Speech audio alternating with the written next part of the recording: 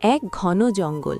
সেই জঙ্গলে বাস করত এক ভয়ঙ্কর বাঘ, এক ধূর্ত শেয়াল আর এক শান্ত স্বভাবের ছাগল। একদিন ছাগলটি সবুজ ঘাস খেতে খেতে জঙ্গলের গভীরে চলে গেল। হঠাৎ তার সামনে এসে দাঁড়ালো বাঘ। বাঘটি গর্জন করে বলল, আজ তোকে খেয়ে ফেলব। ছাগলটি ভয়ে কাঁপতে লাগল, কিন্তু সে ছিল খুব বুদ্ধিমান। সে বলল, মহারাজ, আমাকে খাওয়ার আগে একটা কথা শুনবেন। এই জঙ্গলে আর একটা বাঘ এসেছে, সে নিজেকে রাজা বলে দাবি করছে।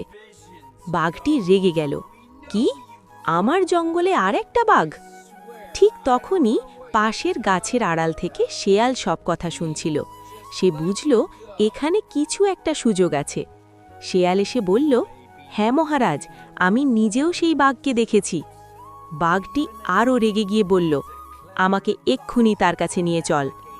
ছাগল ও শেয়াল বাঘকে নিয়ে গেল একটি গভীর কুয়ার কাছে। ছাগল বলল, মহারাজ, ওই কুয়ার ভিতরেই সে থাকে। বাঘ কুয়ার ভিতরে তাকাতেই নিজের প্রতিবিম্ব দেখল। সে ভাবল ওটাই সেই অন্য বাঘ। রাগে গর্জন করে সে কুয়ার ভিতরে ঝাঁপ দিল। ফলাফল, বাঘটি আর উঠতে পারল না। শেয়াল ও ছাগল দুজনেই বেঁচে গেল। শেয়াল হেসে বলল, আজ বুদ্ধিই আমাদের বাঁচালো।